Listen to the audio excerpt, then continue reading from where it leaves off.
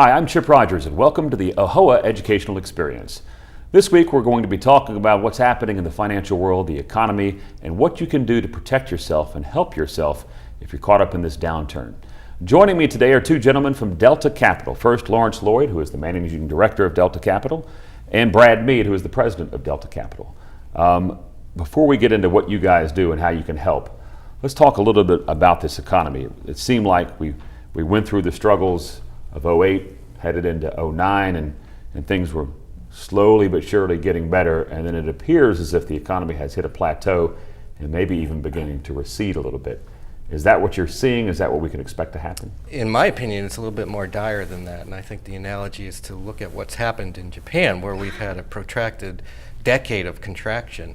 And if you look back now to September of '08, when our recession began, my belief is that we've not recovered from that yet. And so we're in a recession. We may be seeing a double or a triple dip in the recession, based on the performance of the stock market in the last few days, coming off the heels of the debt restructuring argument in Washington that we're going to have a further problem, and the end is not in sight here. Brad, do you agree? Yeah, I think there's actually a longer term trend that's going on, and that is that both at every level, at the corporate level, at the state level, at the city level, at the federal level, and at the international level, everybody has just overspent for the last 30 and 40 years, and that's just started to catch up. And what you see at the moment is an attempt to deal with both 30 years of just overspending and an economy that is weak, and the hope that somehow you can put together a policy that's going to address both at the same time. And I think that's the real challenge.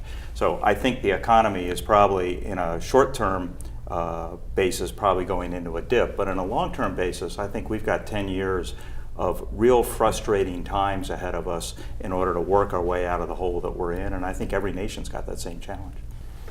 And oftentimes that when things like this happen, we saw the last 20 years, there have been slight dips now and again. It seems as if the general public wants either lawmakers to do something or the Federal Reserve to do something. And it appears as if this time, it doesn't appear the lawmakers can even get together to do anything. And if they could, what could they do? But the second issue, are there any more tools in the toolbox for the Fed to help drive us out of this problem? Well, the interesting part, you go back, look at the 90-91 recessions that have happened, smaller dips since then, they're jobless recoveries. And everyone is hanging their hat today on, the jobs report. How many new jobs did the economy create? And I think we're going to see more or less another jobless recovery over a protracted period of time. But people look to the federal government to create jobs. In our opinion, that's not how jobs are created. It would be more advantageous for the federal government to create pools of capital that are readily available for the entrepreneurs to then deploy, who end up creating the jobs that that we're looking for to create some traction in the economy. Yeah, somebody once said recently, I'm sure it's been said many times before, government jobs are those which require taxpayers to pay into the system, and private sector jobs are those that jobs actually pay back into the government. So right. I think we need more of the latter, apparently. Right. We've got a long-term process going on that started with the Industrial Revolution. And what's happening is that as employees become more expensive, employers look for ways to either outsource those jobs to lesser expensive places around the world or to automate them with robots.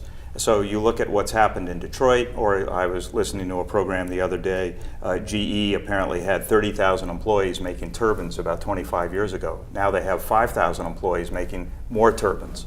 And so the process is, if you're a $100,000 a year job, your employer is looking for a way to either automate you or outsource you. And with telecommunications and the revolution in electronics, 3 billion new players walked onto the field over the last 5 or 10 years from all over the world. And as Americans, we have to compete with those. It used to be we only competed with people in our town, our next town over, next state over. Now we're competing with people all over the world. That's a very different form of competition. The people overseas are willing to work harder for less, maybe not as good a quality. But at the end of the day, the employers are making decisions that are based on what they need to do to give returns to their shareholders. That's their job. That's what they're supposed to do. I think the current administration wonders why employers aren't hiring more people, but that's not their first goal. Their first goal is to give dividends out to their shareholders, and they're doing a pretty good job of that. whether we ultimately employ enough people, that is the huge question. There's no doubt that there's a rift and there's a divide occurring between the rich and the poor. And ultimately, if you don't fix that divide, you start revolutions. So we do have a fundamental problem here, but it's more, in my opinion, caused by the Industrial Revolution just going on through time and eventually taking the most expensive jobs and either automating them or outsourcing them. One of the things about this economic downturn, and it's been a lengthy one, I guess the longest one we've had since the Great Depression, is that so much of it, as far as the loss of wealth is concerned, is tied to real estate. Because it seemed like during the 90s and from 2000 to 2008, the wealth that people were accumulating was in paper value of their home. And now those values have dropped significantly, and they have not bounced back. I know in my hometown of Atlanta, we just saw a report that said it was the 4th worst metropolitan city in the U.S. for values, which continue to decline. So people who have been making those payments for 10, 15, 20 years, and really their retirement plan was their real estate, it's not there. Right. Well, and it's led to over-leveraging of both residential and commercial properties, back to what Brad was saying earlier. So you bought a house in suburban Atlanta in 1985 and it was $200,000, and that inflated up to $650,000. People were borrowing against that in forms of lines of equity. And what happens is they get to the point where they can't afford those payments if the interest rates adjust and that sort of thing, and it's led to a glut of properties that are being foreclosed on now. And now we're seeing a cratering of value as a result of this this huge shift in supply relative to the demand. And I know you guys operate in this world, and of course you're dealing with banking and real estate. How long is it going to be before we see some solid footing across the nation in real estate? Now there are always going to be pockets. I read recently that New York may have found its bottom, but from a national perspective, when is real estate going to hit the bottom? I mean, we're going to have to wash our way all the way through all these foreclosures, and clearly there are tens of thousands, if not hundreds of thousands of foreclosures that are being ready to be made by banks that are just sitting on the sidelines right now. Yeah, well, the problem is that the government is extending the process, not contracting it.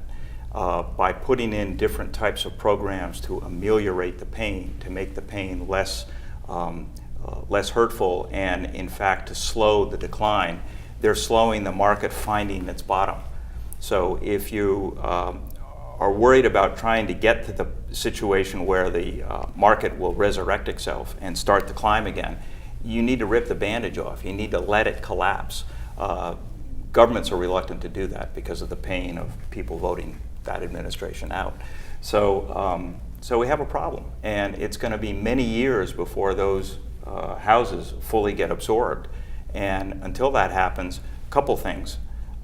People don't have any equity value built, and that's what, for the last 3 or 4 years of the upturn, that's what they were spending. They were re-leveraging their houses with value that has now disappeared. So they now have to come back and recover that. And the second thing is they can't move. Once you have a house that's in trouble and underwater, it stops you from picking up and moving to a place in the economy where, in fact, you might be able to get a job. So it's a pair of handcuffs on top of it, and that's really hurting the economy overall because people aren't able to pick up stakes and go somewhere. Detroit, the average house in inner city Detroit is for sale for $7,000. That's an extraordinary number. Now, you may not want to move right into Detroit, but the reason is a lot of people in Detroit can't leave because the house is only worth $7,000 and they got a $25,000 mortgage. Well, and if you participated in the federal first-time homebuyer credit program, you would have bought that house for $1,000 on a net basis when you got your $6,000 back. You put it on a credit card. Lucky you. You buy a whole block. I heard someone recently say that in inner city Detroit that a new car cost you more than a house. Sure. Yeah. And you can move it. Right. And, you can move it. And that is just, I never thought we'd ever be to that point. But there are things that can be done on the individual side to protect yourself from this, and we're going to talk about that and get into some of the things that you gentlemen do, and we'll do that coming up after the break. You're watching the AAHOA Educational Experience. And welcome back. I'm Chip Rogers. With me this week is Lawrence Lloyd and Brad Mead, both of Delta Capital. And in the first segment, we talked a little bit about the kind of the macro sense of what's happening in the economy. I didn't hear a lot of cheerleading from this side of the table, but there are things that governments can do, and we want to talk a little bit here in just a moment about some of the things that you guys do. But let's first talk about what can be done at the macro sense. The lawmakers, boy, they went to the mat all the way to the last hour just debating the issue of are we going to raise the debt ceiling. I heard Senator Rubio, who I thought made the best sense, said, look, this argument isn't about the debt ceiling, it's about the debt.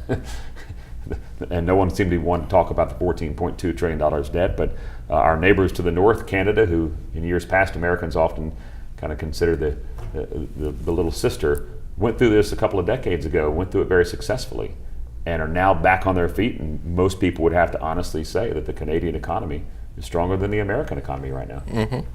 Well, it's interesting, the debt level argument has been resurrected time and time again. I think it's been raised 106 times by Congress since we initially went off a balanced budget. So this has not been a short-term problem. This goes back to what Brad was saying earlier about spending and spending and spending and spending way beyond our means. So, the time has come that it's, the old term is what, fish or cut bait.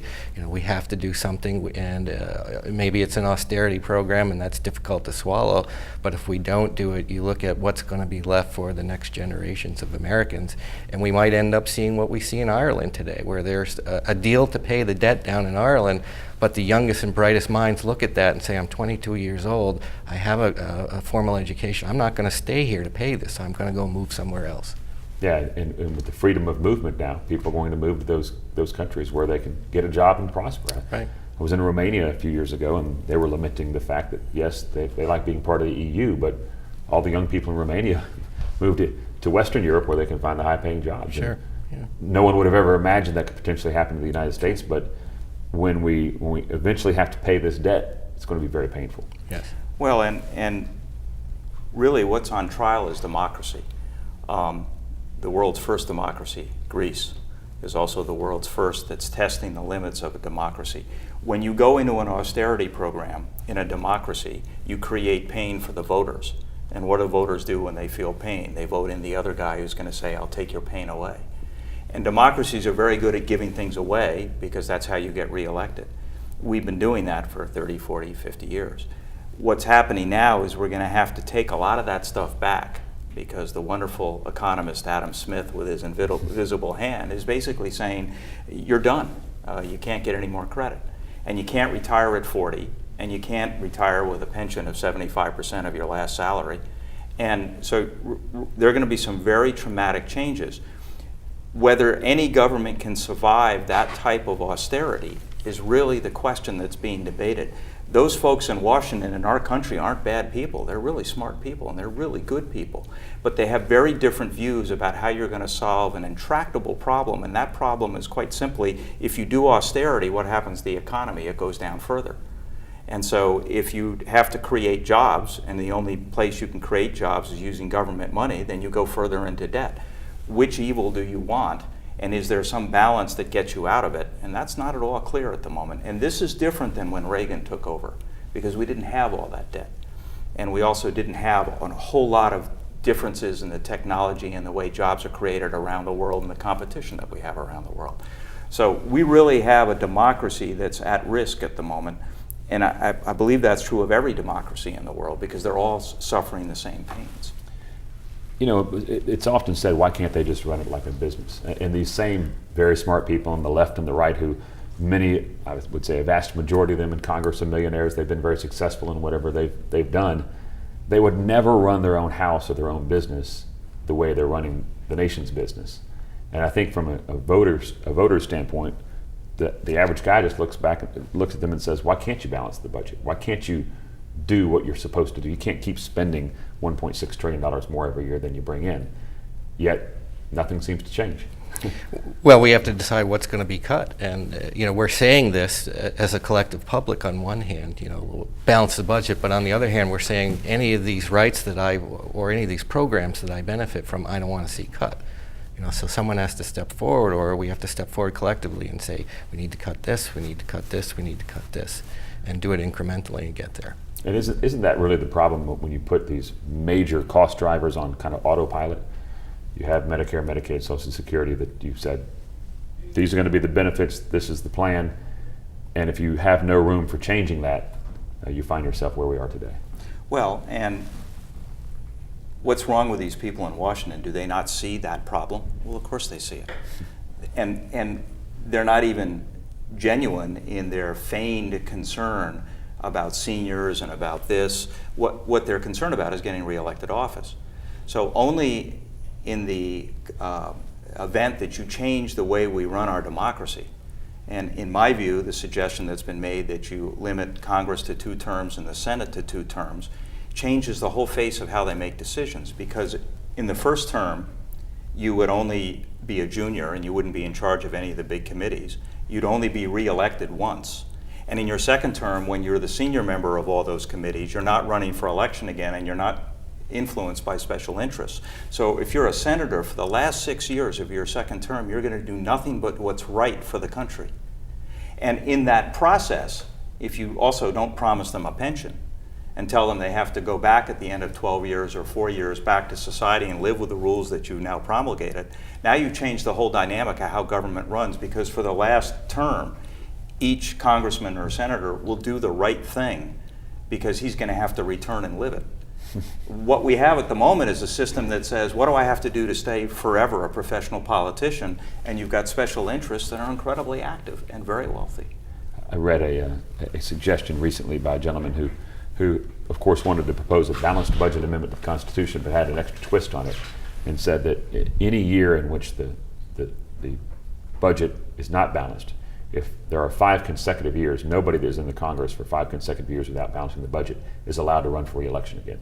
So it forces, it says if you want to keep this job, at least you got to balance the budget. I'd not heard that one in a while, but that kind of segues into or pay Congress last.